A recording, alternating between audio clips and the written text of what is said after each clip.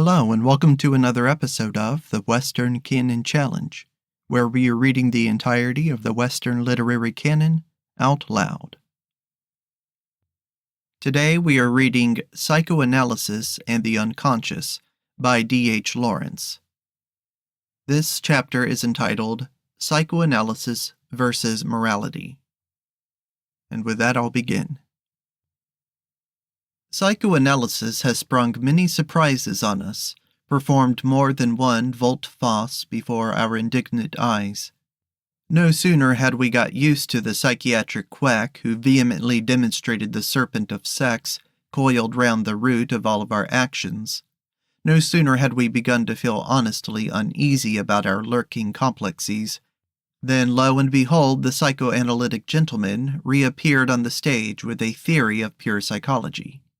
The medical faculty, which was on hot bricks over the therapeutic innovations, heaved a sigh of relief as it watched the ground warming under the feet of the professional psychologists. This, however, was not the end. The ears of the ethnologist began to tingle, the philosopher felt his gorge rise, and at last the moralist knew he must rush in. By this time, psychoanalysis had become a public danger. The mob was on the alert. The Oedipus complex was a household word, the incest motive a commonplace of tea-table chat. Amateur analyses became the vogue. "Wait till you've been analyzed," said one man to another, with varying intonation. A sinister look came into the eyes of the initiates, the famous or infamous Freud look. You could recognize it everywhere, wherever you went. Psychoanalysts know what the end will be. They have crept in amongst us as healers and physicians. Growing bolder, they have asserted their authority as scientists. 2 more minutes and they will appear as apostles. Have we not seen and heard the ex cathedra Jung? And does it need a prophet to discern that Freud is on the brink of a Weltanschauung, or at least a Menschenschauung, which is a much more risky affair? What detains him? 2 things. First and foremost, the moral issue. And next, but more vital, he can't get down to the rock on which he must build his church. Let us look to ourselves. This new doctrine, it will be called no less, has been subtly and insidiously suggested to us, gradually inculcated into us. It is true that doctors are the priests, nay worse, the medicine men of our decadent society. Psychoanalysis has made the most of the opportunity. First and foremost, the issue is a moral issue. It is not here a matter of reform, new moral values. It is the life or death of all morality. The leaders among the psychoanalysts know what they have in hand. Probably most of their followers are ignorant, and therefore pseudo-innocent. But it all amounts to the same thing. Psychoanalysis is out, under a therapeutic disguise, to do away entirely with the moral faculty in man. Let us fling the challenge, and then we can take sides in all fairness. The psychoanalytic leaders know what they are about, and shrewdly keep quiet, going gently. Yet however gently they go, they set the moral stones rolling. At every step, the most innocent and unsuspecting analyst starts a little landslide. The old world is yielding under us. Without any direct attack, it comes loose under the march of the psychoanalyst, and we hear the full rumble of the incipient avalanche. We are in for a debacle. But at least let us know what we are in for. If we are to rear a serpent against ourselves, let us at least refuse to nurse it in our temples or to call it the cock of Asclepius. It is time the white garb of the therapeutic cant was stripped off the psychoanalyst. And now that we feel the strange crackling and convulsion in our moral foundations, let us at least look at the house which we are bringing down over our heads so blithely. Long ago we watched in frightened anticipation when Freud set out on his adventure into the hinterland of human consciousness. He was seeking for the unknown sources of the mysterious stream of consciousness.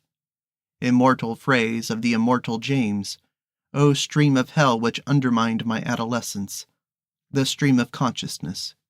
I felt it streaming through my brain, in at one ear and out at the other.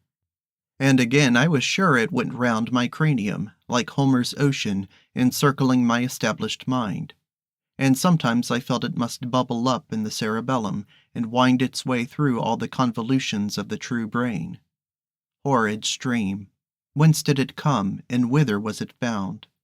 The stream of consciousness. And so who could remain unmoved when Freud seemed suddenly to plunge towards the origins? Suddenly he stepped out of the conscious into the unconscious, out of the everywhere into the nowhere, like some supreme explorer. He walks straight through the wall of sleep, and we hear him rumbling in the caverns of dreams. The impenetrable is not impenetrable. Unconscious is not nothingness. It is sleep, that wall of darkness which limits our day. Walk bang into the wall, and behold the wall isn't there. It is the vast darkness of a cavern's mouth, the cavern of anterior darkness, whence issues the stream of consciousness. With dilated hearts we watched Freud disappearing into the cavern of darkness, which is sleep and unconsciousness to us, darkness which issues in the foam of all our day's consciousness. He was making for the origins. We watched his ideal candle flutter and go small. Then we waited as men do wait, always expecting the wonder of wonders. He came back with dreams to sell.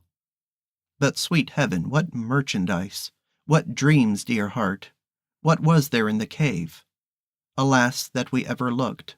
Nothing but a huge, slimy serpent of sex, and heaps of excrement, and a myriad repulsive little horrors spawned between sex and excrement. Is it true? Does the great unknown of sleep contain nothing else? No lovely spirits in the anterior regions of our being? None? Imagine the unspeakable horror of the repressions Freud brought home to us. Gagged, bound, maniacal repressions, sexual complexes, fecal inhibitions, dream monsters. We tried to repudiate them, but no, they were there, demonstrable. These were the horrid things that ate our souls and caused our helpless neuroses. We had felt that perhaps we were wrong inside, but we had never imagined it so bad. However, in the name of healing and medicine, we prepared to accept it all. If it was all just a result of illness, we were prepared to go through with it. The analyst promised us that the tangle of complexes would be unraveled, the obsessions would evaporate, the monstrosities would dissolve, sublimate, when brought into the full light of day. Once all the dream horrors were translated into full consciousness, they would sublimate into, well, we don't quite know what. But anyhow, they would sublimate. Such is the charm of a new phrase that we accepted this sublimation process without further question.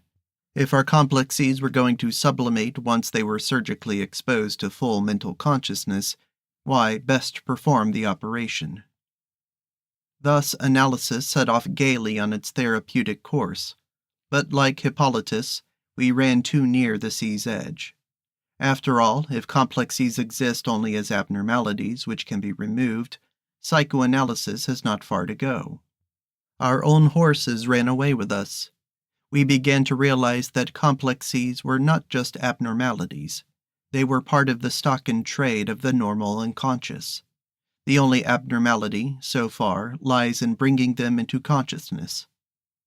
This creates a new issue. Psychoanalysis, the moment it begins to demonstrate the nature of the unconscious, is assuming the role of psychology. Thus, the new science of psychology proceeds to inform us that our complexes are not just mere interlockings of the mechanism of the psyche, as was taught by one of the first and most brilliant of the analysts, a man now forgotten. He fully realized that even the psyche itself depends on a certain organic, mechanistic activity, even as life depends on the mechanistic organism of the body. The mechanism of the psyche could have its hitches. Certain parts could stop working, even as the parts of the body can stop their functioning. This arrest in some part of the functioning psyche gave rise to a complex, even as the stopping of one little cogwheel in a machine will arrest a whole section of that machine. This was the origin of the complex theory, purely mechanistic. Now, the analyst found that a complex did not necessarily vanish when brought into consciousness. Why should it? Hence, he decided that it did not arise from the stoppage of any little wheel, for it refused to disappear no matter how many psychic wheels were started. Finally, then, a complex could not be regarded as the result of an inhibition. Here is the new problem. If a complex is not caused by the inhibition of some so-called normal sex impulse, what on earth is it caused by? It obviously refuses to sublimate, or to come undone when exposed and prodded. It refuses to answer to the promptings of normal sex impulse. You can remove all possible inhibitions of the normal sex desire, and still you cannot remove the complex. All you have done is to make conscious a desire which previously was unconscious. This is the moral dilemma of psychoanalysis. The analyst sets out to cure neurotic humanity by removing the cause of the neurosis.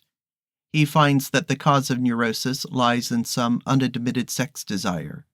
After all he has said about inhibition of normal sex, he is brought at last to realize that at the root of almost every neuroses lies some incest craving, and that this incest craving is not the result of inhibition of normal sex craving. Now see the dilemma. It is a fearful one. If the incest craving is not the outcome of any inhibition of normal desire, if it actually exists and refuses to give way before any criticism, what then? What remains but to accept it as part of the normal sex manifestation? Here is an issue which analysis is perfectly willing to face.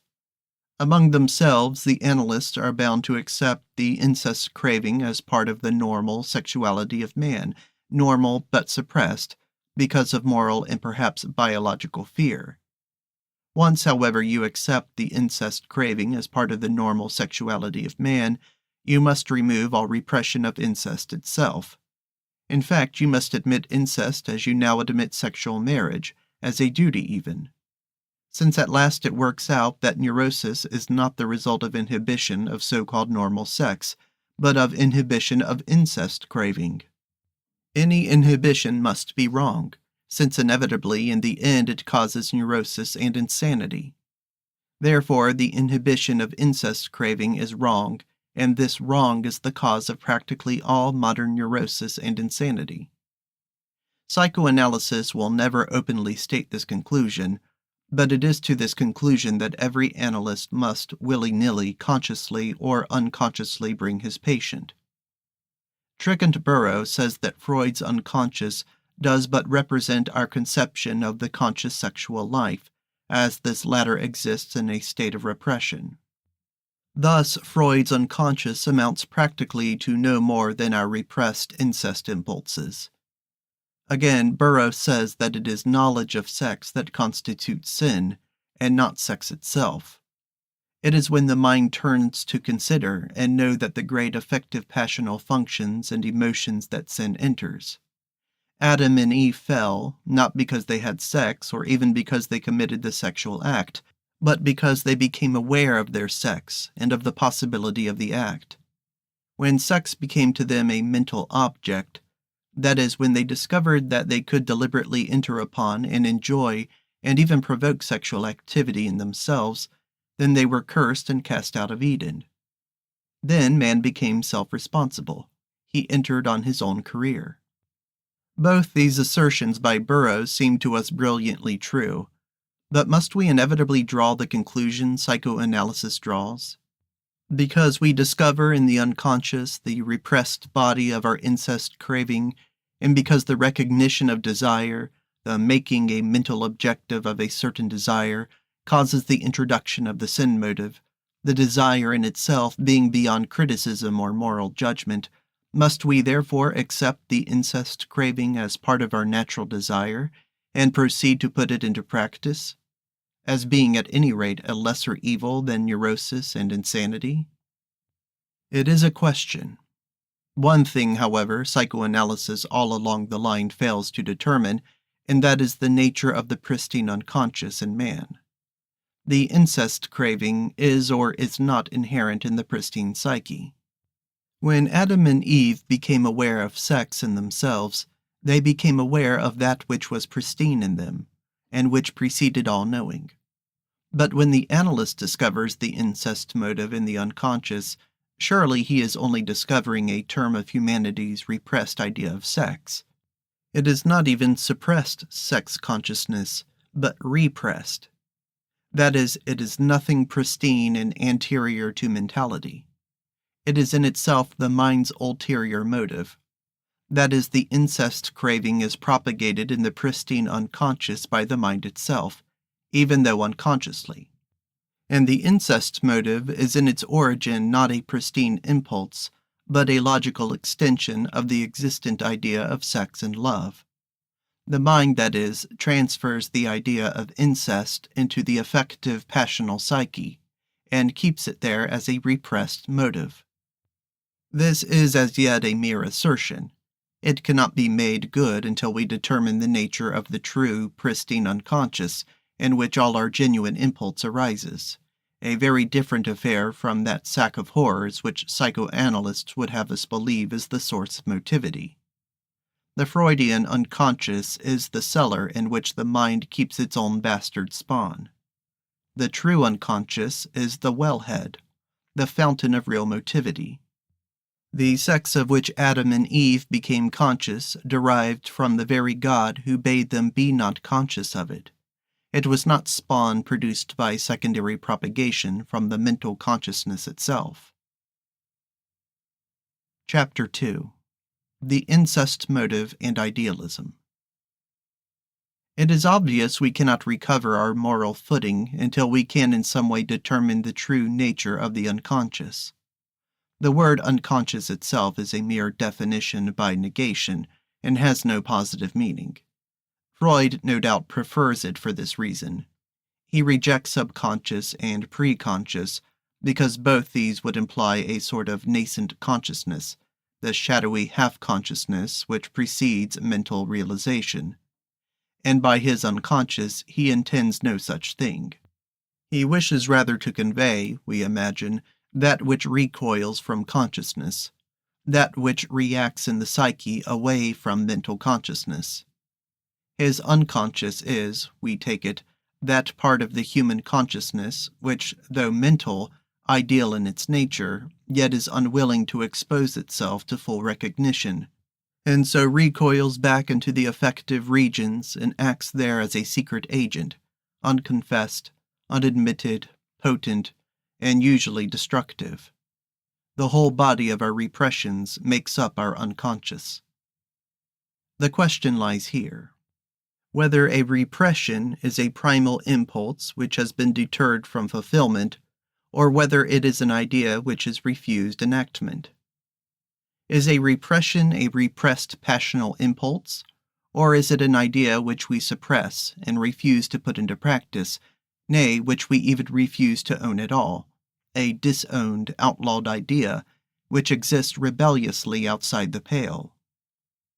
Man can inhibit the true passional impulses, and so produce a derangement in the psyche. This is a truism nowadays, and we are grateful to psychoanalysis for helping to make it so. But man can do more than this.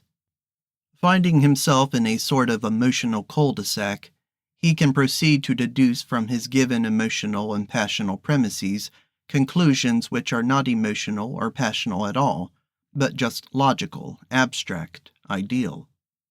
That is, a man finds it impossible to realize himself in marriage. He recognizes the fact that his emotional, even passional regard for his mother is deeper than it ever could be for a wife. This makes him unhappy, for he knows that passional communion is not complete unless it be also sexual.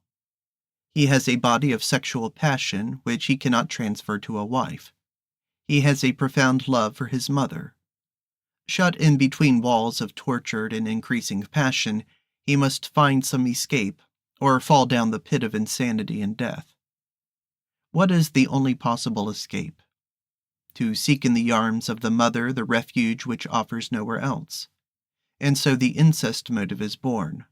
All the labored explanations of the psychoanalyst are unnecessary. The incest motive is a logical deduction of the human reason, which has recourse to this last extremity, to save itself. Why is the human reason in peril? That is another story. At the moment, we are merely considering the origin of the incest motive. The logical conclusion of incest is, of course, a profound decision in the human soul, a decision affecting the deepest passional centers. It rouses the deepest instinctive opposition, and therefore it must be kept secret until this opposition is either worn away or persuaded away, hence the repression and ultimate disclosure. Now here we see the secret working of the process of idealism. By idealism, we understand the motivizing of the great affective sources by means of ideas mentally derived. As for example, the incest motive, which is first and foremost a logical deduction made by the human reason, even if unconsciously made, and secondly is introduced into the affective, passional sphere, where it now proceeds to serve as a principle for action. This motivizing of the passional sphere from the ideal is the final peril of human consciousness. It is the death of all spontaneous creative life, and the substituting of the mechanical principle. It is obvious that the ideal becomes a mechanical principle if it be applied to the affective soul as a fixed motive. An ideal established in control of the passional soul is no more or no less than a supreme machine principle. And a machine, as we know, is the active unit of the material world. Thus we see how it is that in the end pure idealism is identical with pure materialism, and the most ideal people are the most completely material. Ideal and material are identical. The ideal is but the God in the machine, the little fixed machine principle which works the human psyche automatically. We are now in the last stages of idealism. The psychoanalysis alone has the courage necessary to conduct us through these last stages. The identity of love with sex, the single necessity for fulfillment through love. These are our fixed ideals. We must fulfill these ideals in their extremity. And this brings us finally to incest, even incest worship. We have no option whilst our ideals stand. Why? Because incest is the logical conclusion of our ideals, when these ideals have to be carried into passional effect. And idealism has no escape from logic. And once he has built himself in the shape of any ideal, man will go to any logical length rather than abandon his ideal corpus. Nay, some great cataclysm has to throw him down and destroy the whole fabric of his life before the motor principle of his dominant ideal is destroyed. Hence, psychoanalysis as the advance guard of science, the evangel of the last ideal, liberty. For of course there is a great fascination in a completely affected idealism. Man is then undisputed master of his own fate and captain of his own soul. But better say engine driver, for in truth he is no more than the little god in the machine, this master of fate. He has invented his own automatic principles, and he works himself according to them, like any little mechanic inside the works. But ideal or not, we are all of us between the pit and the pendulum, or the walls of red-hot metal, as may be. If we refuse the Freudian Pissoller as means of escape, we have still to find some way out. For there we are, all of us, trapped in a corner where we cannot and simply do not know how to fulfill our own natures passionally. We don't know in which way fulfillment lies. If psychoanalysis discovers incest, small blame to it. Yet we do know this much, that the pushing of the ideal to any further lengths will not avail us anything. We have actually go back to our own unconscious, but not to the unconscious which is the inverted reflection of our ideal consciousness. We must discover, if we can, the true unconscious, where our life bubbles up in us, prior to any mentality. The first bubbling life in us, which is innocent of any mental alteration, this is the unconscious. It is pristine, not in any way ideal. It is the spontaneous origin from which it behooves us to live. What then is the true unconscious? It is not a shadow cast from the mind. It is the spontaneous life motive in every organism. Where does it begin? It begins where life begins. But that is too vague. It is no use talking about life in the unconscious in bulk. You can talk about electricity, because electricity is a homogeneous force, conceivable apart from any incorporation. But life is inconceivable as a general thing. It exists only in living creatures, so that life begins, now as always, in an individual living creature. In the beginning of the individual living creature is the beginning of life, every time and always, and life has no beginning apart from this. Any attempt at a further generalization takes us merely beyond the consideration of life into the region of mechanical homogeneous force. This is shown in the cosmologies of Eastern religions. The beginning of life is in the beginning of the first individual creature. You may call the naked, unicellular bit of plasm the first individual, if you like. Mentally, as far as thinkable simplicity goes, it is the first. So that we may say that life begins in the first naked unicellular organism, and where life begins, the unconscious also begins. But mark, the first naked unicellular organism is an individual. It is a specific individual, not a mathematical unit like a unit of force. Where the individual begins, life begins.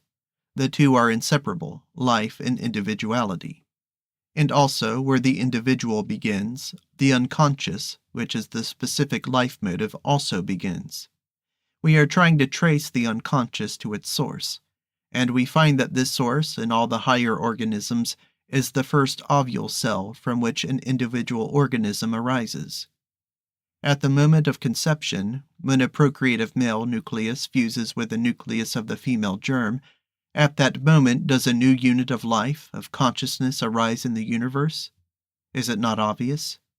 The unconscious has no other source than this, the first used nucleus of the ovule. Useless to talk about the unconscious as it were a homogeneous force like electricity. You can only deal with the unconscious when you realize that in every individual organism, an individual nature, and individual consciousness is spontaneously created at the moment of conception. We say created, and by created we mean spontaneously appearing in the universe out of nothing. Ex nihilo, nihil fit. It is true that an individual is also generated. By the fusion of two nuclei, male and female, we understand the process of generation. And from the process of generation we may justly look for a new unit, according to the law of cause and effect. As a natural or automatic result of the process of generation, we may look for a new unit of existence. But the nature of this new unit must derive from the natures of the parents, also by law. And this we deny. We deny that the nature of any new creature derives from the natures of its parents. The nature of the infant does not follow from the natures of its parents. The nature of the infant is not just a new permutation and combination of elements contained in the natures of the parents. There is in the nature of the infant that which is utterly unknown in the natures of the parents, something which could never be derived from the natures of all the existent individuals or previous individuals. There is in the nature of the infant something entirely new, underived, underivable, something which is, and which will forever remain, causeless. And this something is the unanalyzable, indefinable reality of individuality. Every time at the moment of conception of every higher organism, an individual nature incomprehensibly arises in the universe out of nowhere. Granted, the whole cause and effect process of generation and evolution, still the individual is not explained. The individual unit of consciousness and being which arises at the conception of every higher organism arises by pure creation, by a process not susceptible to understanding, a process which takes place outside the field of mental comprehension, where mentality, which is definitely limited, cannot and does not exist. This causeless created nature of the individual being is the same as the old mystery of the divine nature of the soul. Religion was right and science is wrong. Every individual creature has a soul, a specific individual nature, the origin of which cannot be found in any cause and effect process whatever. Cause and effect will not explain even the individuality of a single dandelion. There is no assignable cause, and no logical reason for individuality. On the contrary, individuality appears in defiance of all scientific law, in defiance even of reason. Having established so much, we can really approach the unconscious. By the unconscious, we wish to indicate that essential unique nature of every individual creature, which is by its very nature unanalyzable, undefinable, inconceivable. It cannot be conceived, it can only be experienced in every single instance. And being inconceivable, we will call it the unconscious. As a matter of fact, soul would be a better word. By the unconscious, we do mean the soul. But the word soul has been vitiated by the idealistic use, until nowadays it means only that which a man conceives himself to be. And that which a man conceives himself to be is something far different from his true unconscious. So we must relinquish the ideal world soul. If, however, the unconscious is inconceivable, how do we know it at all? We know it by direct experience. All the best part of knowledge is inconceivable. We know the sun, but we cannot conceive the sun unless we are willing to accept some theory of burning gases, some cause and effect nonsense. And even if we do have a mental conception of the sun as a sphere of blazing gas, which it certainly isn't, we are just as far from knowing what blaze is. Knowledge is always a matter of whole experience, what St. Paul calls knowing in full, and never a matter of mental conception merely. This is indeed the point of all full knowledge, that it is contained mainly within the unconscious, its mental or conscious reference being a only sort of extract or shadow. It is necessary for us to know the unconscious, or we cannot live, just as it is necessary for us to know the sun. But we need not explain the unconscious, any more than we need explain the sun. We can't do either anyway. We know the sun by beholding him, and watching his motions and feeling his changing power. The same with the unconscious. We watch it in all its manifestations, its unfolding incarnations. We watch it in all its processes and its unaccountable evolutions, and these we register. For though the unconscious is the creative element, and though like the soul it is beyond all law of cause and effect in its totality, yet in its processes of self-realization it follows the laws of cause and effect. The processes of cause and effect are indeed part of the working out of this incomprehensible self-realization of the individual unconscious. The great laws of the universe are no more than the fixed habits of the living unconscious. What we must needs do is to try to trace still further the habits of the true unconscious, and by mental recognition of these habits break the limits which we have imposed on the movement of the unconscious. For the whole point about the true unconscious is that it is all the time moving forward, beyond the range of its own fixed laws or habits. It is no good trying to superimpose an ideal nature upon the unconscious. We have to try to recognize the true nature, and then leave the unconscious itself to prompt new movement and new being, the creative progress. What we are suffering from now is the restriction of the unconscious within certain ideal limits. The more we force the ideal, the more we rupture the true movement. Once we can admit the known, but incomprehensible presence of the integral unconscious, once we can trace it home in ourselves and follow its first revealed movements, once we know how it habitually unfolds itself, once we can scientifically determine its laws and processes in ourselves, then at last we can begin to live from the spontaneous initial prompting, instead of from the dead machine principles of ideas and ideals. There is a whole science of the creative unconscious, the unconscious and its law-abiding activities. And of this science we do not even know the first term. Yes, when we know that the unconscious appears by creation, as a new individual reality in every new fertilized germ cell, then we know the very first item of the new science. But it needs a super-scientific grace before we can admit this first new item of knowledge. It means that science abandons its intellectualist position and embraces the old religious faculty. But it does not thereby become less scientific. It only becomes at last complete in knowledge. Chapter 3. The Birth of Consciousness. It is useless to try to determine what is consciousness or what is knowledge. Who cares anyhow, since we know without definitions?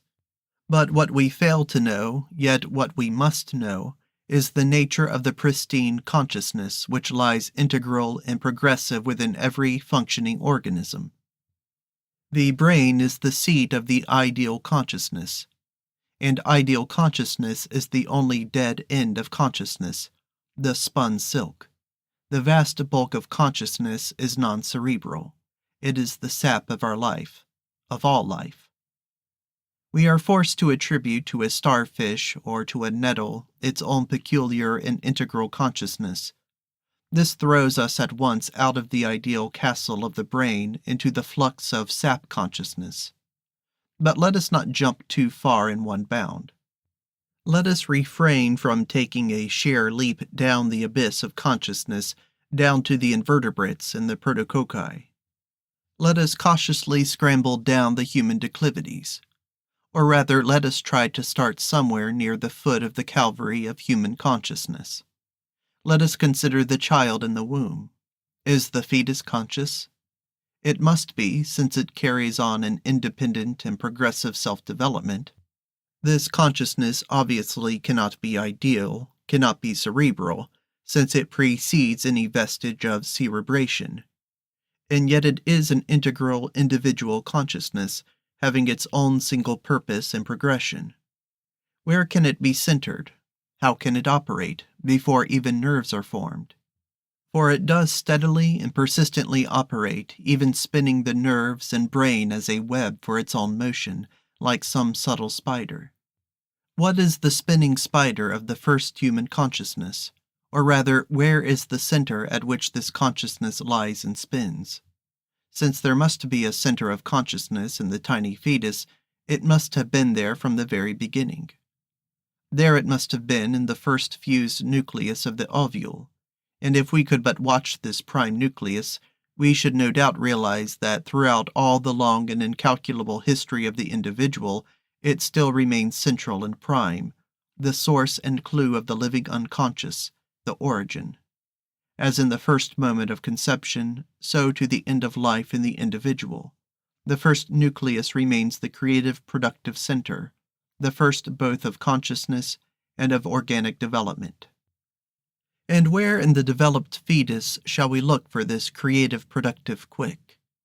Shall we expect it in the brain or in the heart?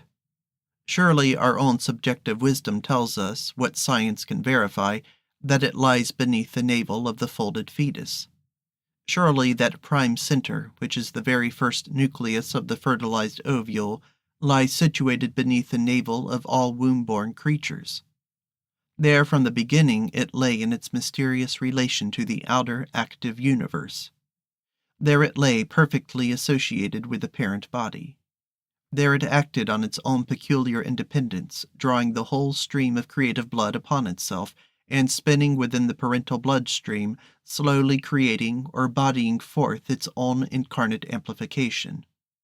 All the time between the quick of life in the fetus and the great outer universe, there exists a perfect correspondence, upon which correspondence the astrologers based their science in the days before mental consciousness had arrogated all knowledge unto itself. The fetus is not personally conscious. But then what is personality if not ideal in its origin? The fetus is, however, radically, individually conscious. From the active, quick, the nuclear center, it remains single and integral in its activity. At this center it distinguishes itself utterly from the surrounding universe, whereby both are modified. From this center the whole individual arises, and upon this center the whole universe by implication impinges. For the fixed and stable universe of law and matter, Even the whole cosmos would wear out and disintegrate if it did not rest and find renewal in the quick center of creative life in individual creatures. And since this center has absolute location in the first fertilized nucleus, it must have location still in the developed fetus and in the mature man. And where is this location in the unborn infant? Beneath the burning influx of the navel. Where is it in the adult man? Still beneath the navel. As primal effective center, it lies within the solar plexus of the nervous system. We do not pretend to use technical language, but surely our meaning is plain even to correct scientists when we assert that in all mammals the center of primal, constructive consciousness and activity lies in the middle front of the abdomen, beneath the navel, in the great nerve center called the solar plexus. How do we know? We feel it as we feel hunger or love or hate. Once we know what we are, science can proceed to analyze our knowledge, demonstrate its truth or its untruth. We, all of us, know what it is to handle a newborn, or at least a quite young infant. We know what it is to lay the hand on the round little abdomen, the round pulpy little head. We know where life is, where is pulp. We have seen blind puppies, blind kittens crawling. They give strange little cries. Whence these cries? Are they mental exclamations? As in a ventriloquist, they come from the stomach. There lies the wakeful center. There speaks the first consciousness, the audible unconscious, and the squeak of these infantile things, which is so curiously and indescribably moving, reacting direct upon the great abdominal center, the pre-conscious mind in man. There at the navel the first rupture has taken place, the first break in continuity. There is the scar of dehiscence, scar at once of our pain and splendor of individuality. Here is the mark of our isolation in the universe, stigma and seal of our free, perfect singleness. Hence the lotus of the navel, hence the mystic contemplation of the navel. It is the upper mind losing itself in the lower first mind, that which is last in consciousness reverting to that which is first. A mother will realize better than a philosopher. She knows the rupture which has finally separated her child into its own single free existence. She knows the strange, sensitive rose of the navel, how it quivers conscious, all its pain, its want for the old connection, all its joy and chuckling exultation in sheer organic singleness and individual liberty. The powerful, active psychic center in a new child is the great solar plexus of the sympathetic system. From this center, the child is drawn to the mother again, crying, to heal the new wound, to re-establish the old ones. This center directs the little mouth, which, blind and anticipatory, seeks the breast. How could it find the breast, blind and mindless little mouth? But it needs no eyes nor mind. From the great first mind of the abdomen it moves direct, with an anterior knowledge, almost like magnetic propulsion, as if the little mouth were drawn or propelled to the maternal breast by vital magnetism, whose center of directive control lies in the solar plexus. In a measure, this taking of the breast reinstates the old connection with the parent body. It is a strange sinking back into the old unison, the old organic continuum, a recovery of the prenatal state. But at the same time it is a deep, avid gratification in drinking in its sustenance of a new individuality. It is a deep gratification in the exertion of a new, voluntary power. The child acts now separately from its own individual center and exerts still a control over the adjacent universe, the parent body. So the warm life stream passes again from the parent into the aching abdomen of the severed child. Life cannot progress without these ruptures, severances, cataclysms. Pain is a living reality, not merely a deathly. Why haven't we the courage for life pains? If we could depart from our old tenets of the mind, if we could fathom our own unconscious sapience, we should find we have courage and to spare. We are too mentally domesticated. The great magnetic or dynamic center of first consciousness acts powerfully at the solar plexus. Here the child knows beyond all knowledge. It does not see with the eyes, it cannot perceive, much less conceive. Nothing can it apprehend. The eyes are a strange, plasmic, nascent darkness. Yet from the belly it knows with a directness of the knowledge that frightens us and may even seem abhorrent. The mother also from the bowels knows her child, as she can never know it from the head. There is no thought nor speech, only direct ventral gurglings and cooings. From the passional nerve center of the solar plexus in the mother passes direct, unspeakable effluence and intercommunication, sheer effluent contact with the palpitating nerve center in the belly of the child. Knowledge, unspeakable knowledge interchanged, which must be diluted by eternities of materialization before they can come to expression. It is like a lovely, suave, fluid, creative electricity that flows in a circuit between the great nerve centers in mother and child. The electricity of the universe is a sundering force, but this lovely polarized vitalism is creative. It passes in a circuit between the two poles of the passional unconscious and the two now separated beings. It establishes in each that first primal consciousness, which is the sacred, all-containing headstream of all our consciousness. But this is not all. The flux between mother and child is not all sweet unison. There is as well the continually widening gap, a wonderful rich communion, and at the same time a continually increasing cleavage. If only we could realize that all through life these are the two synchronizing activities of love, of creativity. For the end, the goal is the perfecting of each single individuality, unique in itself, which cannot take place without a perfected harmony between the beloved, a harmony which depends on the at last clarified singleness of each being, a singleness equilibrized, polarized and won by the counterposing singleness of the other. So the child, in its wonderful unison with the mother, it is at the same time extricating itself into single, separate, independent existence. The one process of unison cannot go on without the other process of purified severance. At first, the child cleaves back to the old source. It clings and adheres. The sympathetic center of unification, or at least unison alone, seems awake. The child wails with the strange desolation of severance, wails for the old connection. With joy and peace it returns to the breast, almost as to the womb. But not quite. Even in sucking it discovers its new identity and powers, its own new separate power. It draws itself back suddenly. It waits. It has heard something. No, but another center has flashed awake. The child stiffens itself and holds back. What is it? Wind? Stomachache? Not at all. Listen to some of the screams. The ear cannot hear deeper than the eyes can see.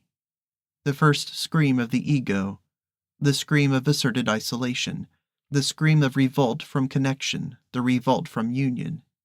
There is a violent anti-maternal motion, anti-everything. There is a refractory, bad-tempered negation of everything, a hurricane of temper. What then? After such tremendous unison as the womb implies, no wonder there are storms of rage and separation. The child is screaming itself rid of the old womb, kicking itself in a blind paroxysm into freedom, into separate, negative independence. So be it. There must be paroxysms, since there must be independence. Then the mother gets angry too. It affects her, though perhaps not as badly as it affects outsiders. Nothing acts more direct on the great primal nerve centers than the screaming of an infant, this blind, screaming negation of connections. It is the friction of irritation itself. Everybody is implicated, just as they would be if the air were surcharged with electricity. The mother is perhaps less affected because she understands primarily, or because she is polarized directly with the child. Yet she too must be angry, in her measure inevitably. It is a blind, almost mechanistic effort on the part of the new organism to extricate itself from cohesion with the circumambient universe. It applies direct to the mother, but affects everybody. The great centers of response vibrate with a maddening, sometimes unbearable friction. What centers? Not the great sympathetic plexus this time, but its corresponding voluntary ganglion. The great ganglion of the spinal system, the lumbar ganglion, negatively polarizes the solar plexus and the primal psychic activity of a human individual. When a child screams with temper, it sends out from the lumbar ganglion violent waves of frictional repudiation, extraordinary. The little back has an amazing power once it stiffens itself. In the lumbar ganglion, the unconscious now vibrates tremendously in the activity of sundering, separation. Mother and child, polarized, are primarily affected. Often the mother is so sure of her possession of the child that she is almost unmoved. But the child continues till the frictional response is roused in the mother. Her anger rises. There is a flash, an outburst like lightning, and then the storm subsides. The pure act of sundering is effected. Each being is clarified further into its own single individual self, further perfected, separated. Hence a duality, now on primal consciousness and the infant. The warm, rosy abdomen, tender with chuckling unison, and the little back strengthening itself. The child kicks away into independence. It stiffens its spine in the strength of its own private and separate inviolable existence. It will now admit of no trespass. It is awake now in a new pride, a new self-assertion. The sense of antagonistic freedom is aroused. Clumsy old adhesions must be ruthlessly fused. And so, from the lumbar ganglion, the fiery-tempered infant asserts its new, blind will. And as the child fights, the mother fights. Sometimes she fights to keep her refractory child, and sometimes she fights to kick him off, as a mare kicks off her too babyish foal. It is the great voluntary center of the unconscious flashing into action. Flashing from the deep lumbar ganglion in the mother to the newly awakened, corresponding center in the child goes the swift negative current, setting each of them asunder in clean individuality. So long as the force meets its polarized response, all is well. When a force flashes and has no response, there is devastation. How weary in the back is the nursing mother whose great center of repudiation is suppressed or weak. How a child droops if only the sympathetic unison is established. So the polarity of the dynamic consciousness from the very start of life. Direct flowing and flashing of two consciousness streams, active in the bringing forth of an individual being. The sweet commingling, the sharp clash of opposition. And no possibility of creative development without this polarity, this dual circuit of direct, spontaneous, honest interchange. No hope of life apart from this. The primal unconscious pulsing in its circuits between two beings, love and wrath, cleaving and repulsion, inglutination and excrementation. What is the good of inventing quote-unquote ideal behavior? How order the path of the consciousness? For let us now realize that we cannot, even with the best intentions, proceed to order the path of our own consciousness without vitally deranging the life flow of those connected with us. If you disturb the current at one pole, it must be disturbed at the other. Here is a new moral aspect to life. This is the end of Part 1 of Psychoanalysis and the Unconscious by D.H. Lawrence. In the next video, we will complete this work, starting with Chapter 4, entitled The Child and His Mother. Thank you for listening.